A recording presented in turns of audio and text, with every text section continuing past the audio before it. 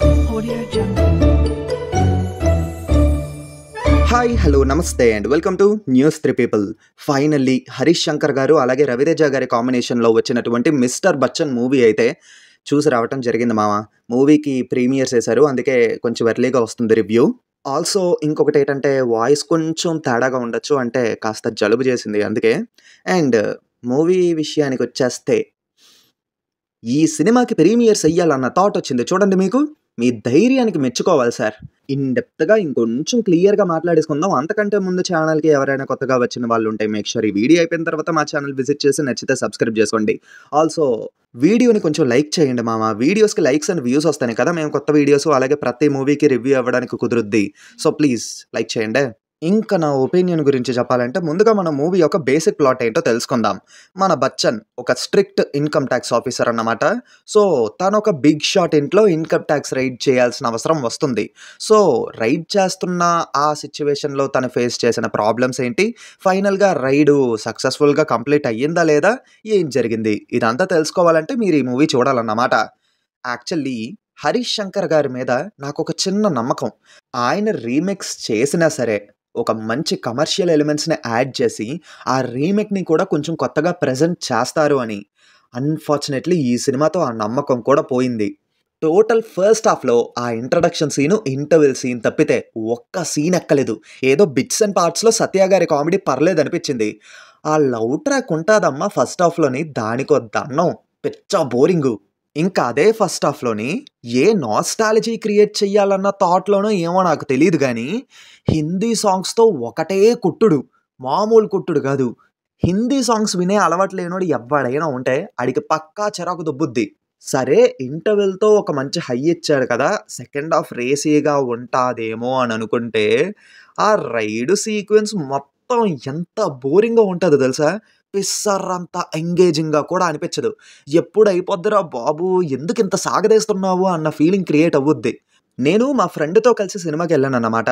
వాడైతే ఒకటే అడిగాడు, అరే మామ నిజంగానే ఇది 2 గంటల 30 నిమిషాల సినిమా అయినా 3 గంటల సినిమాలో ఉందిరా, ఏంటి ఎంత లాగుతున్నాడు అని అడిగాడు. అండ్ ఇంకొకటి, క్యామియోస్ ట్రెండ్ ఎవరు మొదలు పెట్టారో నాకు ఐడియా రావట్లేదు కానీ మొదలు పెట్టినందుకు మాత్రం పిచ్చ కోపం వస్తుంది మామ. అన్వాంటెడ్గా కావాలని చెప్పి ఒక క్యామియో కోసం అని చెప్పి ఒక సపరేట్ ట్రాక్ని సెట్ చేశారు. ఇక్కడ అగ్రీ అవ్వాల్సిన విషయం ఏంటంటే క్యామియోలో వచ్చినటువంటి యాక్టర్ ఎనర్జీ అద్దిరింది. కాకపోతే అక్కడ క్యామియో ఎందుకు?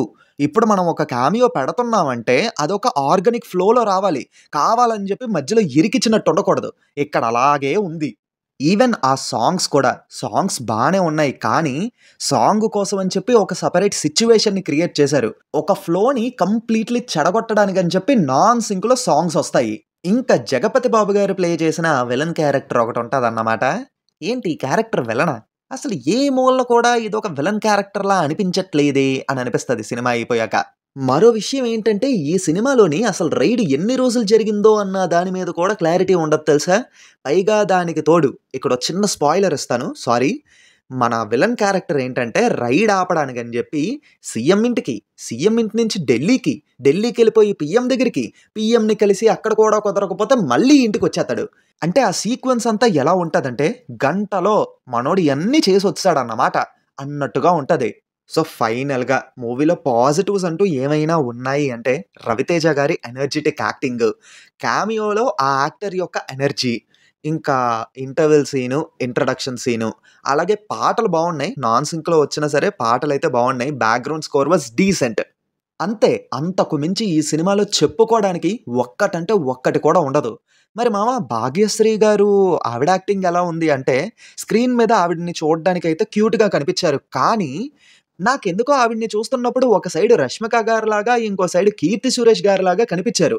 అంటే ఫ్రేమ్ మీద వాళ్ళిద్దరే ఉన్నారేమో అన్నట్టుగా అనిపించేది చాలాసార్లు. మరి మీకేమైనా ఇలా అనిపించిందేమో కింద కామెంట్స్లో చెప్పండి. ఇంకా మన న్యూస్ 3 పీపుల్ వర్షన్లో చెప్పాలంటే ఇట్స్ అ రెడ్ సిగ్నల్. నేనైతే ఈ సినిమాని సజెస్ట్ చెయ్యాలని అయితే అనుకోవట్లేదు. ఇన్ కేస్ మీరు రవితేజ గారి డైహార్డ్ ఫ్యాన్ అయితే, కమర్షియల్ మూవీస్ చూడడానికి ఇష్టపడితే ఒక్కసారి చూడడానికి ట్రై చేయమంటాను అంతే. అంతకు మించి ఈ సినిమాని పనిగట్టుకొని విజిట్ చేయమని నేనైతే రికమెండ్ చెయ్యను. అది విషయం. ఒకవేళ మీరు ఈ మూవీ చూసుంటుంటే మీ ఒపీనియన్ని ఖచ్చితంగా కింద కామెంట్స్లో చెప్పండి. ఇంకా that's all for this video. మళ్ళీ కొత్త వీడియోతో మీ ముందుకు వస్తాను. Until then take care and bye by.